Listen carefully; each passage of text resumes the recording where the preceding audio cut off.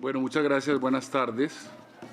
Muchas gracias por la invitación a este panel y por la organización de este panel.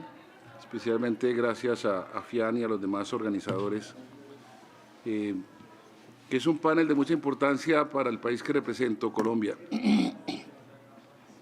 porque la alimentación tiene que ver con los derechos de toda la población y tiene que ver particularmente con un sector de la población que ha sido especialmente victimizado en nuestro país, en Colombia, que es el campesinado.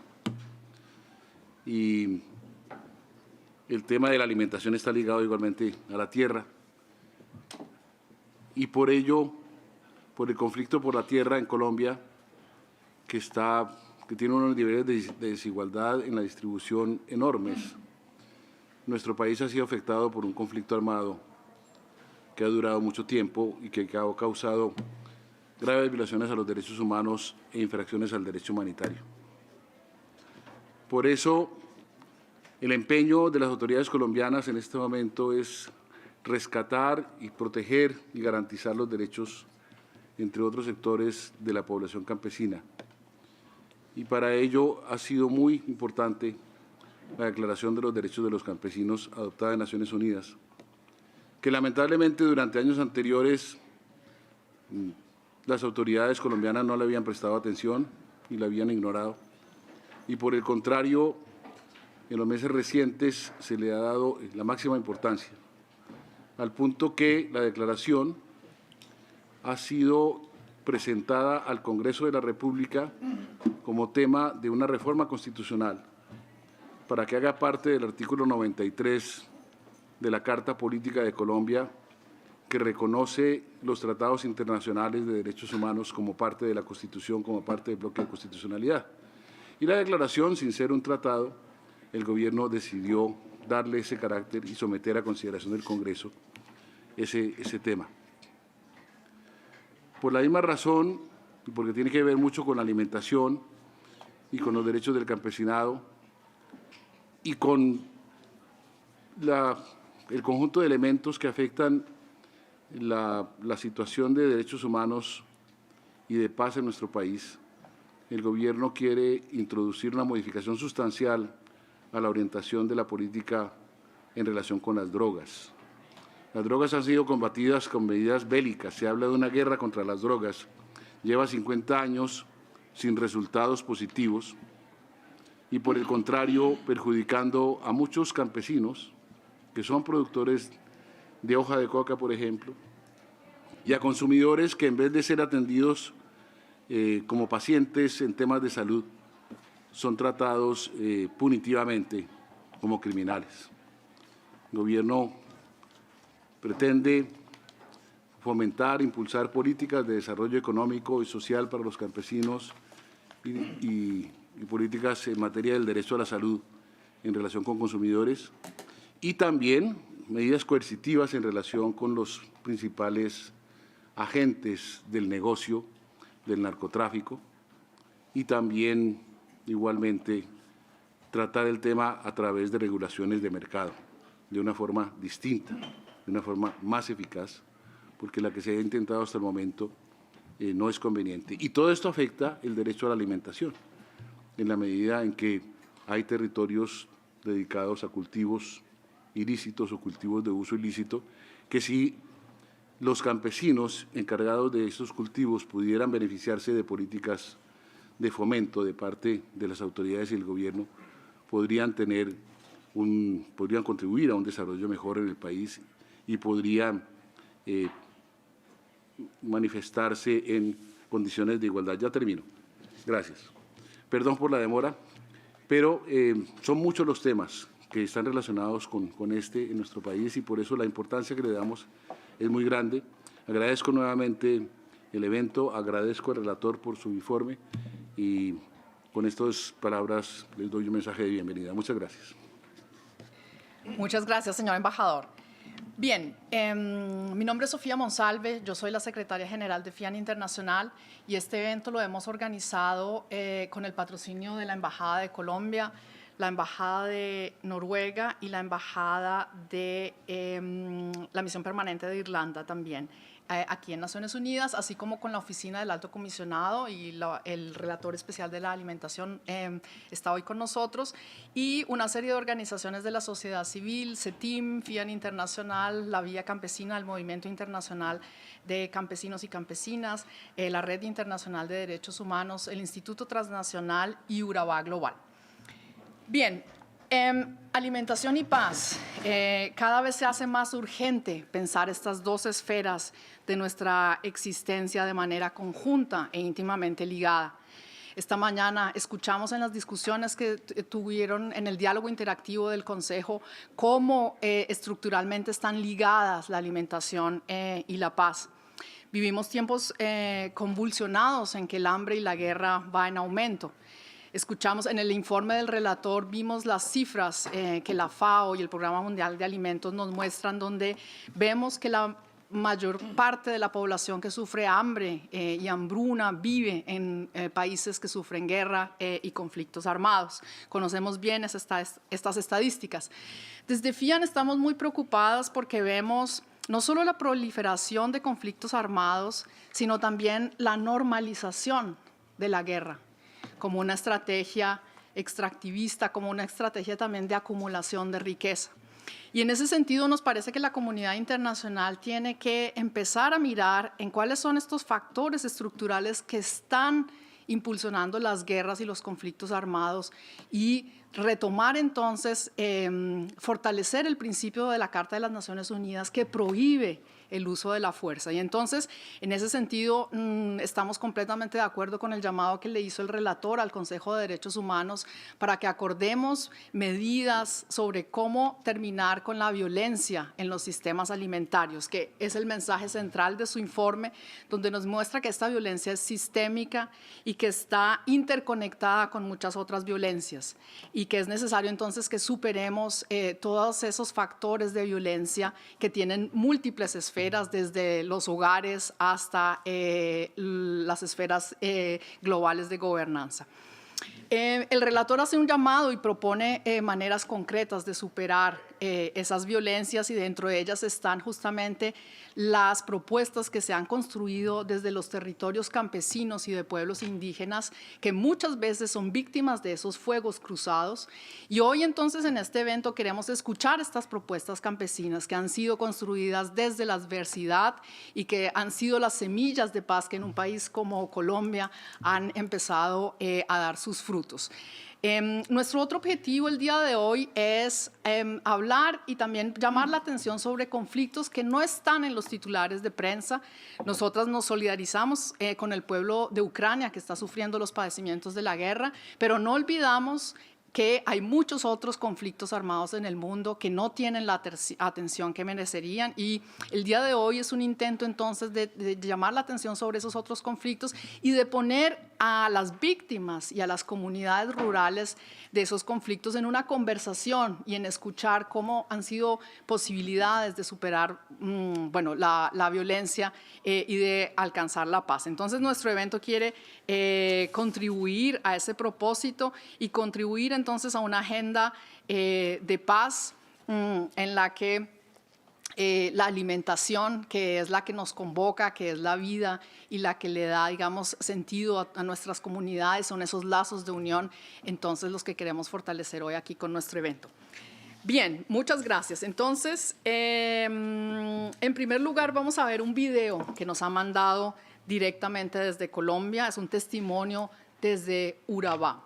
Por favor, entonces, si podemos ver el video. Se entiende que los principios de la guerra, de la violencia de este país han sido por tierra. Es por ello que las principales víctimas del conflicto armado son los campesinos, quienes antes tenían la tierra, quienes antes cultivaban, quienes antes cosechaban, quienes antes hacían aprovechamiento, quienes antes a través de la tierra le daban estudio, desarrollo, dignificación al territorio y a sus familias. Hoy no lo tenemos. Hoy las grandes víctimas son los campesinos, quienes fueron despojados, vulnerados de todo derecho, vulnerados de toda dignidad, y han sido arrebatados de sus predios, de sus tierras, por simplemente un capricho de unos cuantos poderosos en su momento. Queremos hablar entonces de la construcción de un proceso de paz. tiene que tenerse en cuenta entonces al campesino, pues quién más que nuestros padres y nuestros abuelos campesinos, que construían cooperativismo, que articulaban para hacer obras inclusive de vías, de obras de mejoramiento de su entorno, y que a través de convites y de articulación entre ellos mismos lograban sacar adelante algunas dificultades de su territorio, de sus comunidades. Es por eso que es indispensable hablar con el campesinado colombiano si queremos hablar de paz, aprender de ellos cómo hacían eso. Todo esto se perdió por culpa de un conflicto armado que no nos pertenece. Nosotros hoy somos los hijos de la violencia, los hijos y los nietos de esos campesinos que fueron asesinados, desplazados y desaparecidos acá en Colombia. Entonces, los grandes terratenientes hoy, los dueños de la tierra, no son los campesinos. Hay que reestructurar todo eso, darle al campesino lo que por derecho mismo le pertenece y empezar a escuchar al campesino como objetivo de dignidad y de dignificación y reconstruirle sus derechos humanos. Entonces ahí la invitación. Hoy, como hijo de campesino, dejo este mensaje. Un cordial saludo. Bien, muchas gracias. Y después de esas palabras, entonces, contamos con la presencia de una campesina aquí en la sala. Tengo el gusto de presentarles a María Idalides González López. Ella representa a la Asociación Urabá Global de Suiza y Colombia, y entonces nos va a compartir aquí sus experiencias, ¿no? Como María, a mí me gustaría preguntarte cuál fue la experiencia del conflicto, cómo tú la viviste, cómo afectó a las campesinas, al derecho a la alimentación, y si también pudieras compartir con nosotros cuáles fueron las propuestas de paz que se construyeron desde las comunidades campesinas. María, por favor.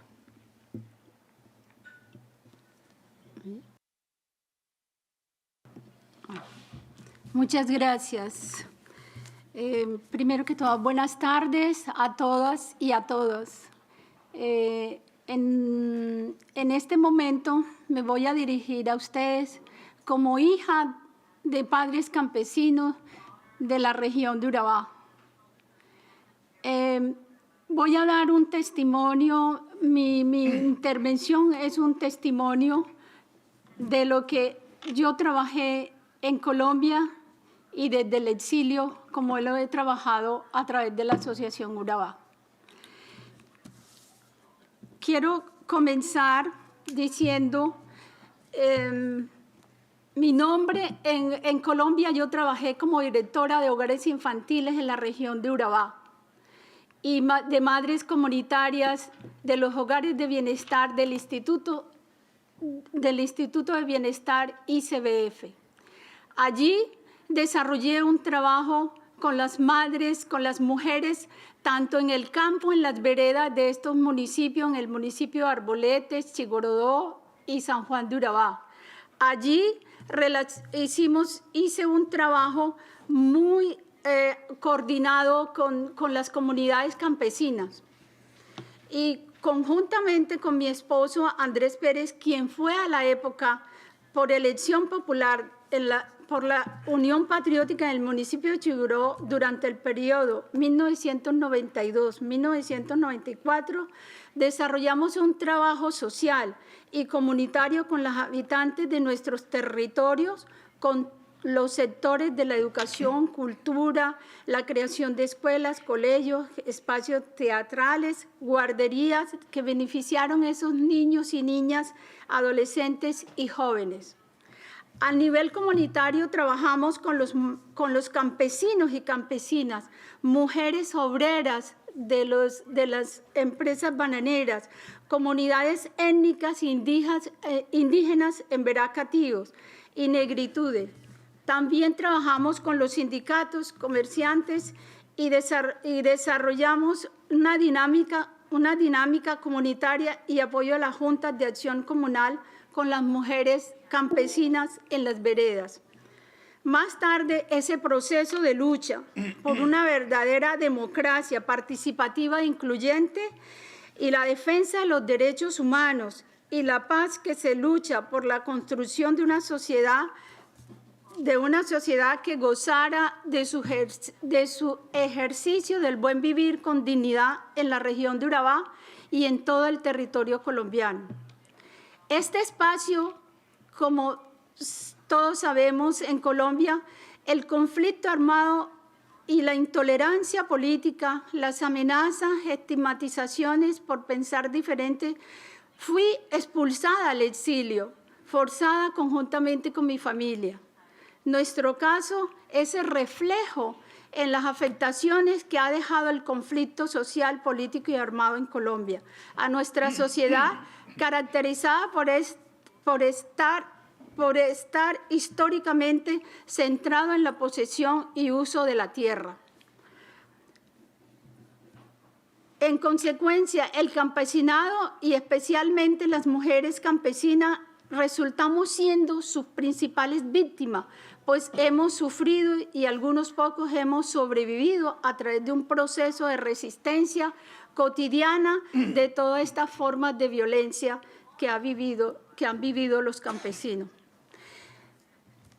En nombre de la Asociación Urabá Global Suiza-Colombia, que represento, creada en el exilio hace casi 20 años como resistencia contra el olvido por la defensa del buen nombre Urabá, Darién Caribe, quiero expresarle nuestros agradecimientos a cada una de las personas presentes en esta sala, a las organizaciones de la sociedad civil, Vía Campesina, CETIN, FIAN, RDH, Comité de Seguimiento y Monitoreo de la Comisión de la Verdad de Colombia, al Grupo Motor del Capítulo Exilio, entre otras organizaciones, instituciones presentes, a los representantes de las misiones diplomáticas ante la ONU de los países de Noruega, Irlanda y especialmente el embajador de Colombia ante las Naciones Unidas, señor Gustavo Gallón Giraldo, quien nos acompaña y apoya en este conversatorio.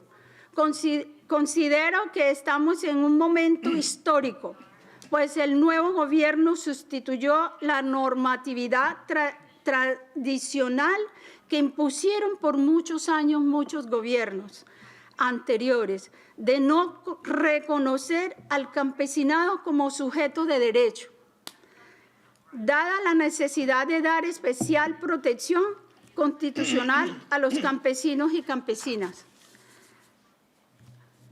Digo histórico, un momento histórico, con base a dos hechos que muestran la voluntad política esperada por tanto tiempo.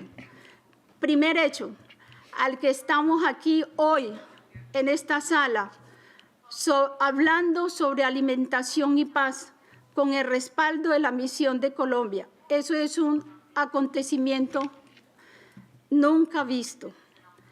En la misma línea celebramos la aprobación del acto legislativo 254 de la Cámara de Representantes y el 019 del Senado en diciembre de 2022, mediante el cual se hace el reconocimiento y se integra al bloque constitucional el texto de la Declaración de las Naciones Unidas sobre los derechos de los campesinos y de otras personas que trabajan en las zonas rurales, con la modificación del artículo 64 de la Carta Magna. Ahora quiero invitar al señor embajador y a todos los estados miembros de la ONU, de la misión diplomática de la ONU, a las organizaciones de la sociedad civil, a todas las instituciones académicas que nos ayuden a implementar y hacer seguimiento a la tarea de impulsar la materialización de una nueva realidad para el campesinado en Colombia. Yo quisiera al mismo tiempo responder aquí, aclarar un poquito y dar unos puntos más sobre qué impactos tuvo todo esto que yo he hablado aquí han sido los impactos de lo que ha sido el conflicto armado en Colombia. Y es una de las cosas, el campesinado son somos los que hemos vivido la violencia en los territorios. La guerra en Colombia se vivió desde los territorios y los campesinos fueron desplazados, despojados de sus tierras y sobre todo las mujeres campesinas. Sus hijos de los campesinos fueron utilizados para la guerra y las mujeres también fueron utilizadas y fueron violadas, utilizadas para violaciones sexuales y que hoy día eso ha quedado muchas cosas en impunidad.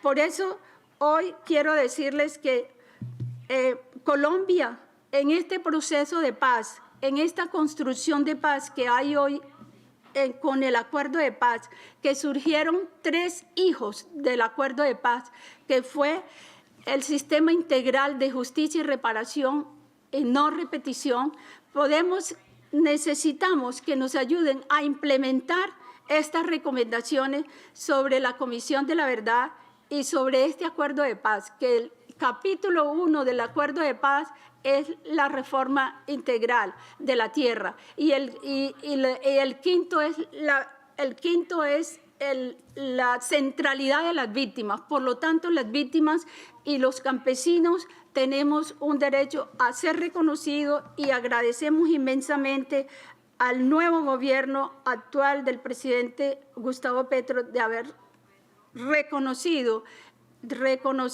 los derechos de los campesinos y hacerlo constitucionalmente. Muchas gracias por haberme escuchado.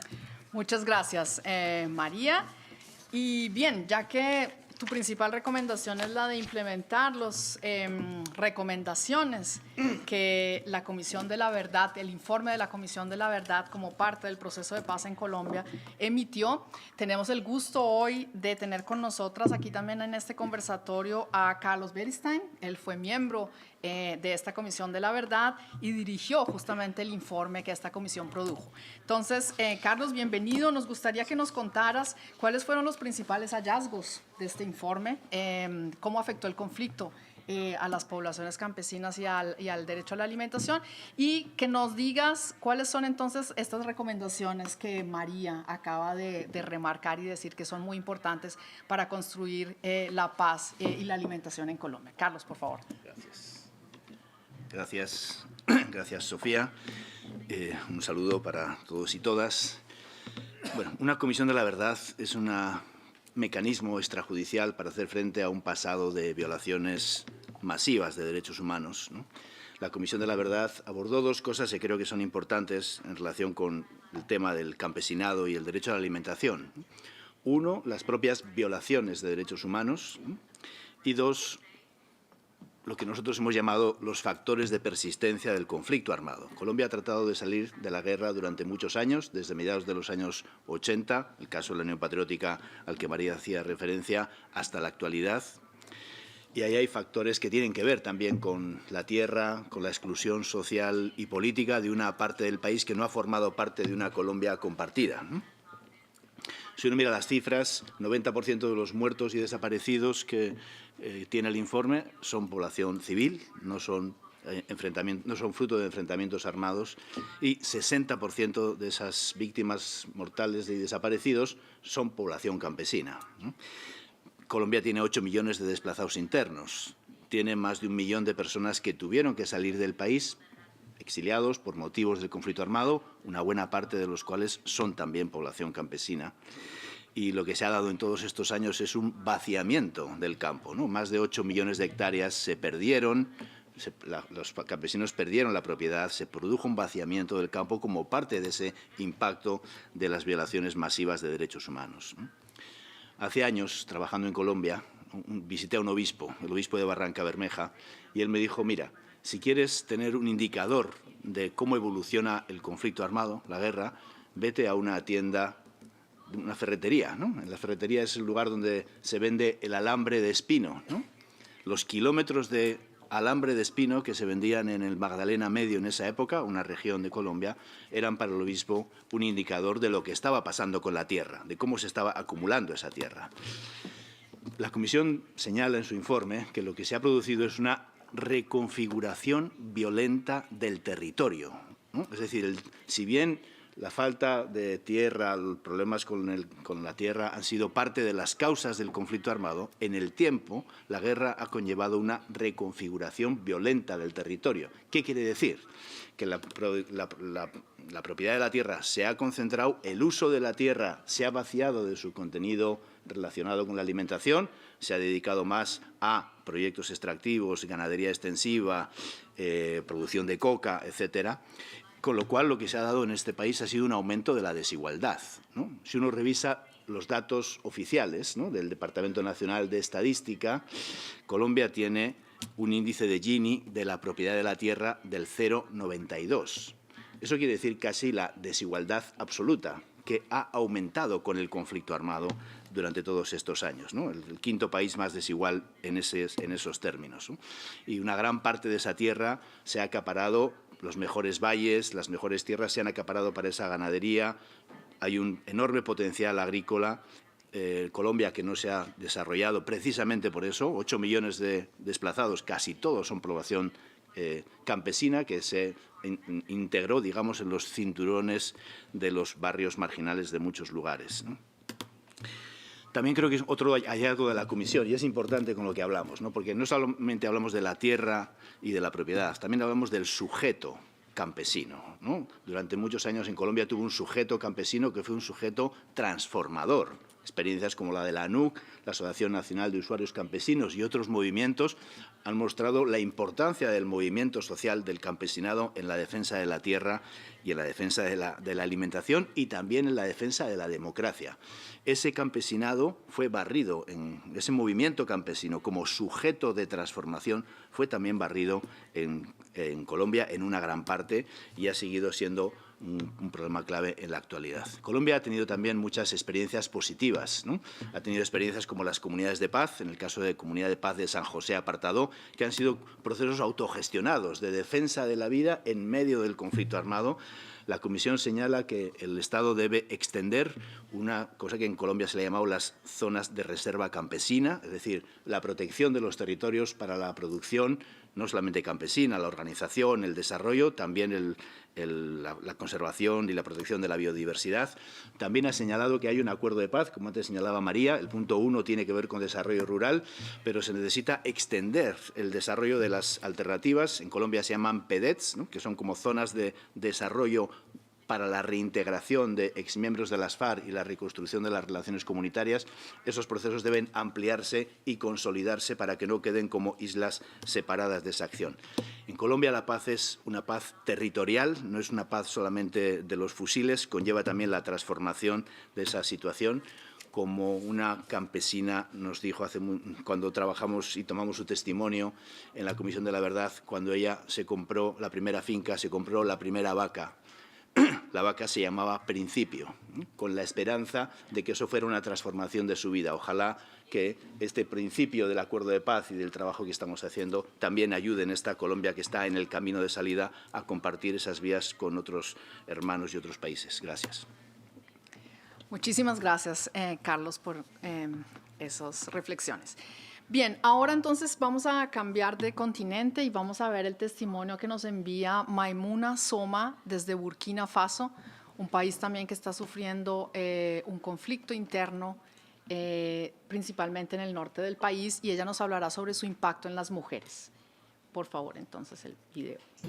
Bonjour, chers auditeurs. Je suis Soma Maimouna de Fian, Burkina Faso. Je vais vous parler de l'impact de la crise sécuritaire sur le droit à l'alimentation au Burkina Faso. Et nous savons que depuis 2015, le Burkina Faso vit une crise sécuritaire sans précédent qui détériore davantage les conditions de vie précaires de sa population, car déjà avant la crise sécuritaire, le taux de pauvreté était à 40,1%. L'intensification des attaques menées contre la population civile provoque des déplacements massifs forcés et l'abandon des moyens de subsistance, notamment les champs, les investissements agricoles et autres sources de revenus. En décembre 2022, le pays comptait déjà 1 882 391 personnes déplacées internes, dont les femmes et les enfants représentaient 82,37%. Parmi les priorités exprimées par les personnes déplacées internes, les besoins alimentaires occupent 82,74%. La réponse humanitaire ne suffit pas pour répondre à l'ampleur des besoins des populations déplacées et des populations hautes. L'incidence de la pauvreté alimentaire s'élevait à 51% en 2020 et 3,4 millions de personnes étaient en insécurité alimentaire en mars 2022. Et en plus, 631 787 enfants âgés de moins de 6 ans et 128 672 femmes enceintes et allaitants ont souffert de malnutrition aiguë au cours de l'année 2021 au Burkina Faso. Il faut noter que cette crise a des effets spécifiques négatifs sur les droits, notamment sur les droits des femmes, notamment celles vivant en zones rurales les plus touchées par l'insécurité et qui ont été contraintes de fuir leur foyer. En plus de la difficulté de pouvoir nourrir convenablement les membres de leur famille, et on peut citer les effets suivants: la violation ou l'harcèlement au cours des fuites, la menace d'enlèvement ou de mort ou de perte d'une personne proche, la désorganisation de leur vie sociale, l'accès limité aux services de santé sexuelle avec la fermeture des centres de santé et l'accès limité à l'éducation avec la fermeture des écoles. C'est le cas de la communauté de Essakane, affectée par l'exploitation minière industrielle. Cette communauté était soutenue par FIAN Burkina Faso depuis 2009 dans la lutte pour la restauration de leurs droits violés. En effet, les droits de cette communauté commençaient à s'améliorer quand la crise sécuritaire a surgi. Actuellement, le ravitaillement alimentaire est devenu très compliqué. Les réalisations des engagements de la société au profit des communautés sont suspendues pour la plupart et la vie de chaque membre des communautés est menacée permanemment avec cette crise sécuritaire. En novembre 2022, un responsable des communautés a été enlevé et nous n'avons pas de ces nouvelles jusque-là. Également, le 9 janvier 2023, 10 membres d'une communauté de Essakane ont été exécutés. La situation est pire pour la communauté de Kongofano qui a fui son site depuis 2019 à cause des attaques terroristes. Plusieurs membres de cette communauté ont été assassinés par des individus armés non identifiés. Et les membres de la communauté ont fui pour sauver leur vie, abandonnant leurs récoltes, les semences, les animaux, les champs, les maisons, les ustensiles de cuisine. Actuellement, les populations sont dans des sites d'accueil où elles reçoivent les aides humanitaires du gouvernement et de ses partenaires. L'État essaie également à travers son programme de réhabilitation de soutenir les personnes déplacées internes. Malgré l'aide apportée, la vie est devenue trop difficile pour ces personnes déplacées et beaucoup ont immigré vers d'autres localités au Burkina Faso ou d'autres pays même. En plus, avec cette situation, des femmes ont fui, les hommes ont fui, laissant leurs femmes et leurs enfants. Les femmes de Kongofano collaient des bidons vides pour les revendre à un prix dérisoire afin d'avoir un peu d'argent pour elles et leurs enfants. So, excuse us, but there was a problem, so I can summarize the main messages that Maimouna Soma from Burkina Faso was telling us. She explains how Burkina Faso has been experiencing unprecedented security crisis since 2015. And she mentions how the following effects are very present in the situation. This includes violence or sexual harassment, the threat of kidnapping and death or loss of loved ones, especially for the affected peasant communities, disruption of their social life, limited access to sexual and reproductive health services due to the closure of health centers, and limited access to education and training due to the closure of schools. And she especially tells us about the situation of the communities of Essakane, which have been affected by industrial mining. And these communities have been supported by FIAN Burkina to restore their violated rights. the rights of the communities were beginning to improve when the security crisis arose. Currently, the food supply has become increasingly difficult. The achievements of the mining companies' commitments to the communities have been suspended for the most part, and the lives of every member of the communities are permanently threatened by the security crisis. The situation is worse for the community of Cuenca Fanu, which has fled its sites since 2019 due to terrorist attacks, and several members of the community have been murdered by unidentified armed individuals, so that the people have been forced to abandon their crops, seeds, animals, fields, and kitchen utensils. Currently, these populations are in reception sites where they receive humanitarian aid from the government, but of course this never replaces the life that they had before, and life has become too difficult for these displaced people. So the restoration of peace and the return of the population to their sites is the ideal desired by all the Burkinabe at this time, and in the meantime, there is a need to come to the aid of the affected populations. I will finish here, and we can distribute the testimony later. Bien, muchas gracias, Ana María, y disculpen por este problema técnico que nos impidió escuchar el testimonio de nuestra colega Maimouna Soma de Burkina Faso, que trabaja con FIAN Internacional. Bien, ahora quisiéramos entonces darle la palabra y les quiero presentar a Sam Sai-Khan. Él trabajó por más de 20 años en una organización dedicada a la soberanía alimentaria y a temas humanitarios en Myanmar. Sam está en este momento haciendo su doctorado sobre temas de tierra y acaparamiento de tierra en Myanmar, en el Instituto de Estudios Sociales en La Haya, en Holanda, y desde allá ha venido a estar con nosotros aquí. Y quisiéramos entonces preguntarle a él cómo ha afectado el conflicto a los campesinos de Myanmar y qué es lo que escuchar sus reflexiones sobre la experiencia de lo que él escuchó del proceso de paz en Colombia y cuáles son las perspectivas entonces desde su país, Myanmar. Sam, por favor.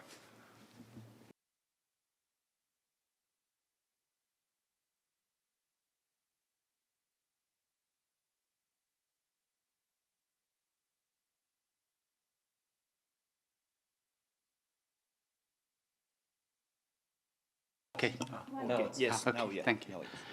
According to the UN, 4.5 million people in Myanmar are in urgent need. 1.6 million are internally displaced, including 1.3 million after the coup in 2021. About 1 million Rohingya refugees are in Bangladesh with very little hope to return. After 2 years, Myanmar military junta unleashed a campaign of terror to suppress democratic resistance. As for now, over 4,000 civilians killed, more than 50,000 houses across the country, mainly in the rural agrarian villages, were burned. Air raid and bombing, violence against women, and massacres were being committed. After 2 years of terror, Myanmar people are still absolutely resolute that they will not give up this time.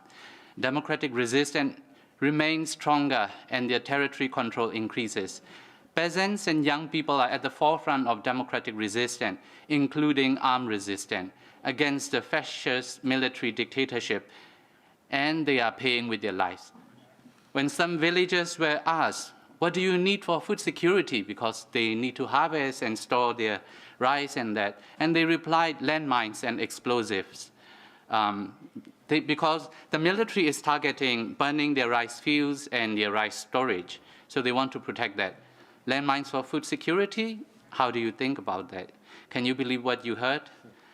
We don't like violence, rightly so, but we should not also overlook or undermine peasants' armed resistance and their rights to arm themselves and defend themselves in such an asymmetric conflict and terror. Myanmar military is backed up by Russia, China, India, who also happen to be their major arms suppliers. 2 out of 5 permanent members of the Security Council are the major arms supplier to the terrorist Myanmar military. How would Myanmar people trust the UN system or the UN Security Council? Conflict and violence in Myanmar is not new. It has been engaging in civil war over 70 years. Rohingya genocide has been ongoing over several decades. In 2017, over 700,000 Rohingya have to flee Myanmar to Bangladesh after months of a violent genocide campaign. It was estimated between 30,000 to 40,000 Rohingyas were being killed. Over 75,000 acres of their rice paddy were left unharvested that year. Resource control and exclusion is an undeniable motivation. Confiscating land and destruction of food system was systematically practiced. Villages were burned to erase their demarcations and memory to ensure there is no return to their original places. Are the Rohingyas merely refugees? Are they passive receiver of food aid? Or are they contributing to the food production in Myanmar? The answer is very apparent, but the whole part of that story is missing in the mainstream narratives. They were being treated like unwanted, complaining victims, not as dignified farmers and fishers with capabilities, political agencies, and resilience. A very important issue here is the citizenship laws and refugee policies, not only in Myanmar but worldwide, that were instrumentalized to commit structural violence and denying peoples their rights. I'd like to point it out that multiple cycles of conflict and peacemaking create this kind of conducive conditions to exploit farmers and the resources they manage. Extractive industry thrive under instability and authoritarian rules. Some call this khaki capitalism or ceasefire capitalism. Climate change actions may also unwittingly contribute to violence. Myanmar farmers are facing increasing problems with land grabs and violence related to rare earth mining. Our need to increase sources for renewable energy, such as shifting to electric cars, is contributing to the problem. In 2022 alone, rare earth trade between Myanmar and China is valued at $600 million US. We know that end users are not just China or Chinese, but many of us, especially in the global north. Land grab and contract farming linked to expansion of plantations such as maize, sugarcane, and oil palm are expanding regardless of the ongoing violent conflict. Violent land grab happened not only during conflict, but also after the peace agreement was achieved. In 2018, 47 million acres of land controlled by ethnic minority farmers were legally available to grab because the government changed the law. And the reason why this kind of violence can go on is we are seeing there is a lot of works between that kind of authoritarian rule and business collaborate with each other. In 2020, Kirin Bia, with the investment also from Norwegian Sovereign Fund, provided $22 million income to the Myanmar military alone. Norwegian as a peace builder and engaging with this kind of investment, it's kind of like something that we have to look into.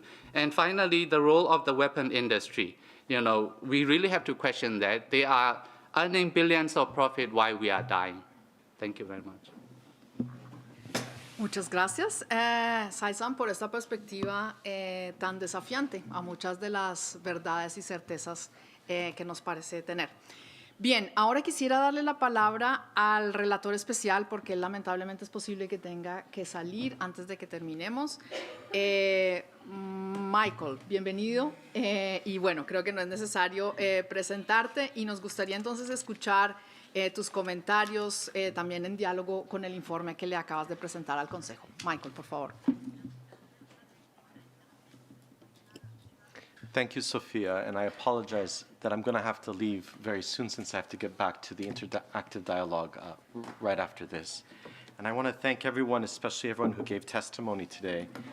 My report that I'm presenting today is on violence, and what I focus on is reframing how we understand violence in food systems, to understand that all forms of violence are interconnected, and that the only way for a food system to operate properly is to focus on every aspect of violence.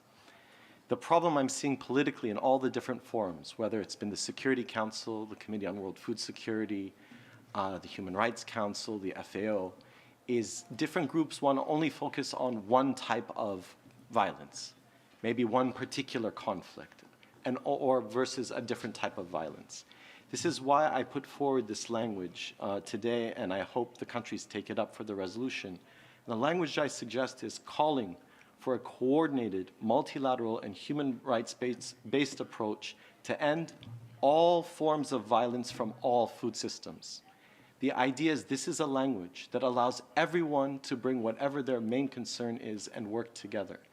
I'm going to talk about the limitations of my own report in light of the panel today.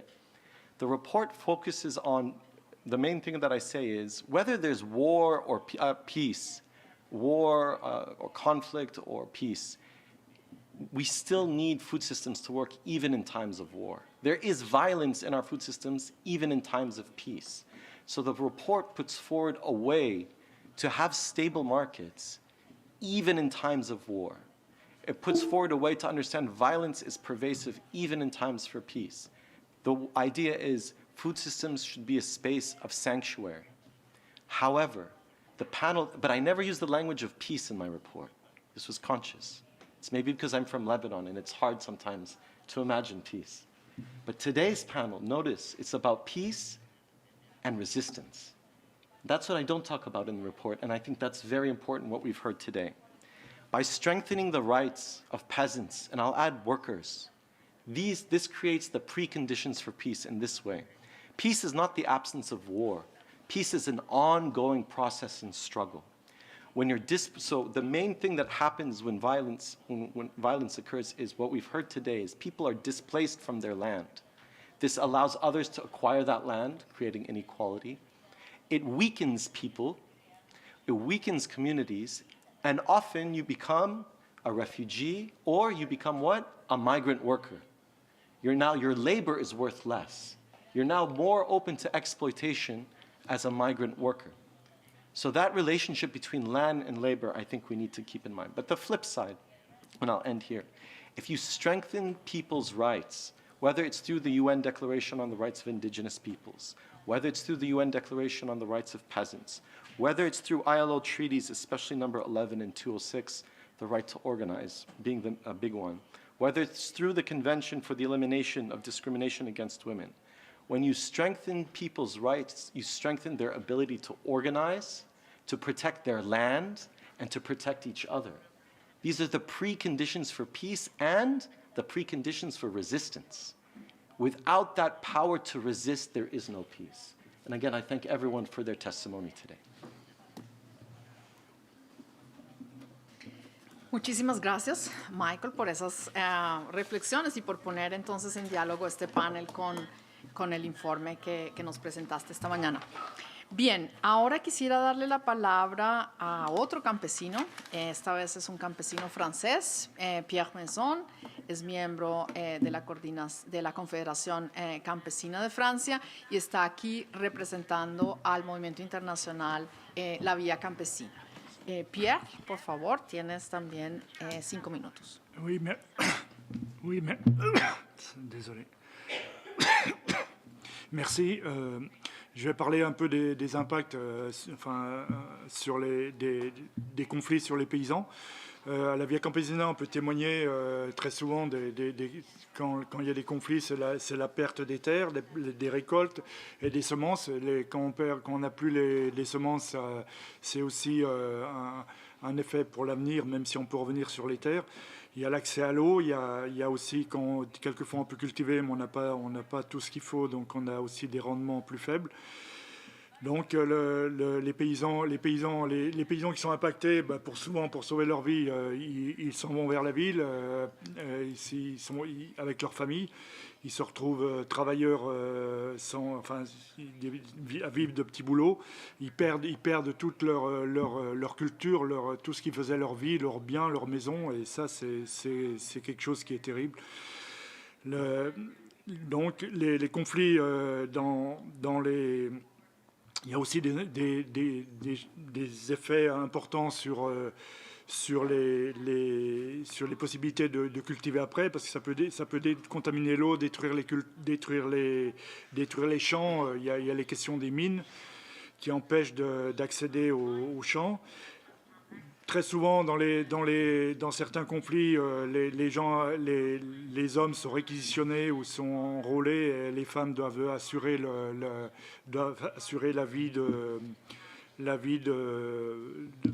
faire nourrir la famille et s'occuper des cultures et tout.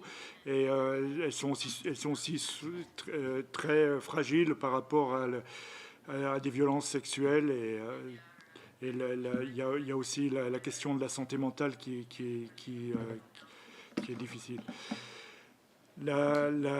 Quelquefois, la production est possible, mais les gens ne veulent plus accéder au marché parce que les voies de communication, ou du moins les marchés où ils vendaient, ont été détruits. Les ouvriers agricoles sont aussi affectés parce qu'ils perdent leur travail et ils n'ont plus de moyens de subvenir à leurs besoins. Il y a aussi la question de la nourriture, même si ces paysans deviennent dépendants de nourriture qui sont de la nourriture qui est beaucoup moins bonne, même qui à bas prix, qui est de la nourriture industrielle. L'impact des conflits, il n'est pas seulement sur les paysans, il est sur le droit à l'alimentation de toutes les personnes, des personnes qui localement, que les paysans fournissent la nourriture, ou les paysans fournissent la nourriture.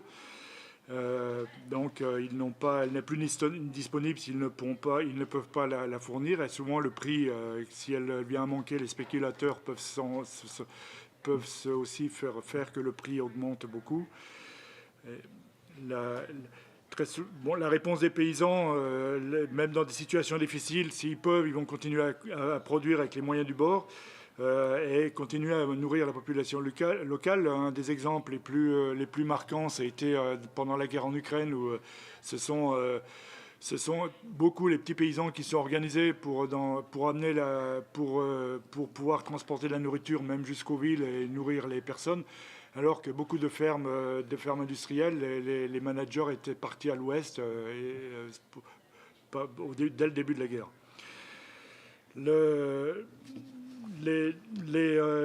La question il y a des exemples de paysans qui ont créé des zones de résistance. Il y a l'exemple de San José de Aparto en Colombie. Ils ont arrivé à créer des communautés où ils arrivent à exercer un droit à la souveraineté, alimentaire. Et l'agroécologie est un bon moyen pour exercer cette sécurité alimentaire parce qu'elle permet d'être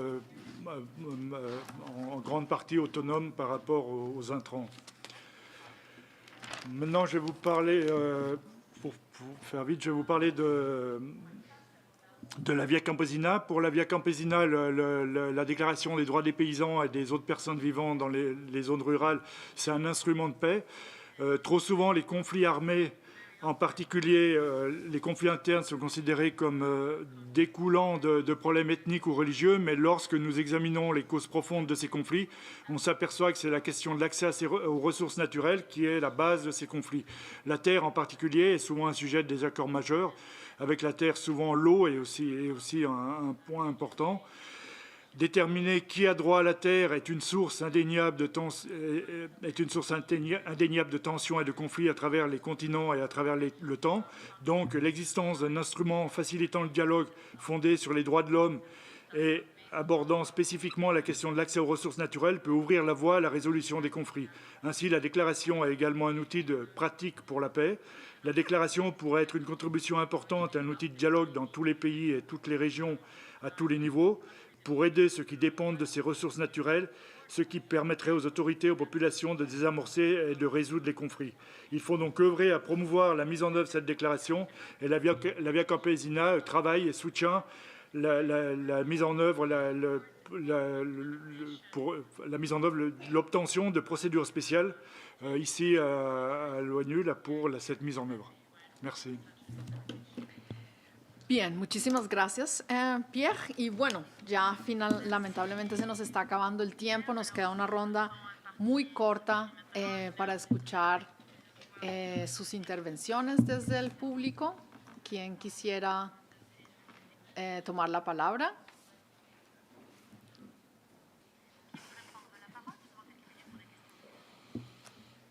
Por favor. Thanks, Chair. My name is Boy Sile. I'm from South Africa. I am from the NGO called Masifundise Development Trust. For us, we work mostly with the fishing communities.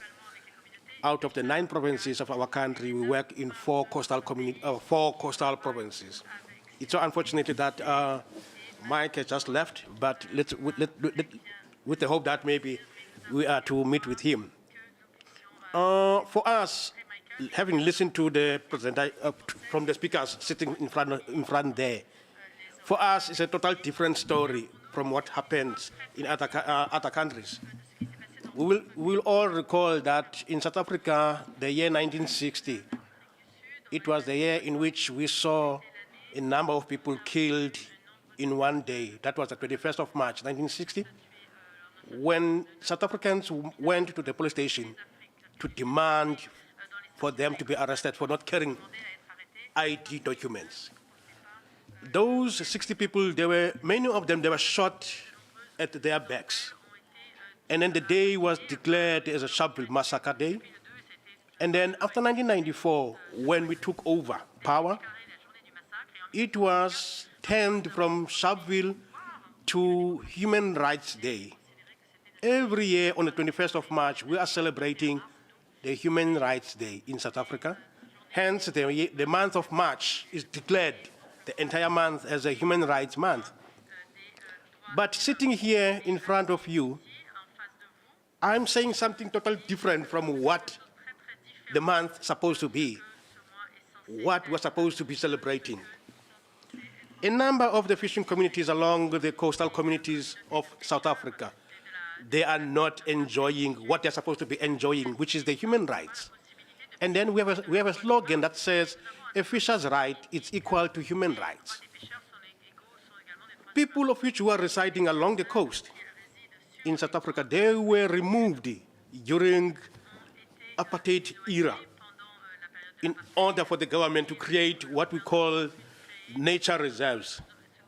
These people, when they left or when they were removed, they have to leave their forefathers' graves behind. They have to leave everything that has to do with them as human, with them to practice their own culture. And then came 1994. The very same people who were supposed to be enjoying the fruits of democracy are not allowed even now to put a foot or to go to practice their own cultures in the same areas where they were forcibly removed. Today, the very same people who are depending on fishing in order for them to make a living, they are depending on fishing to have a food on the table. Because where they are residing, there is no ways of let's say, there is no economic activities except for one to go and fish. Now these people in this area, especially the area which we call, okay, sorry. Okay, no, it's fine. Okay, but what I will say is that there's a report that we just produced, which speaks about everything that I was to say. But for us, really, what we are saying is, we would like Mike, when he gets to South Africa, at least to come and meet with these communities, especially the people from the province of Eastern Cape, where today, as we are sitting here, someone was shot by the Rangers, he is now on a wheelchair because of the very same law agencies that are supposed to be promoting human rights. Thanks. Bien, muchísimas gracias y disculpen. Bien, lamentablemente el tiempo siempre es muy corto. Hemos llegado al final de nuestro panel. Muchísimas gracias por la atención. Y bueno, creo que los mensajes son muy claros. El respeto a los derechos de las campesinas, las trabajadoras agrícolas, los pueblos indígenas y quienes producen nuestros alimentos. El respeto a la tierra, a la naturaleza, que también es víctima de esta violencia, es muy importante. entonces en nuestra búsqueda por la paz. De nuevo, muchas gracias a todos los panelistas y a los panelistas y a quienes copatrocinaron este evento. Y bueno, les deseo a todos muy buenas tardes. Gracias.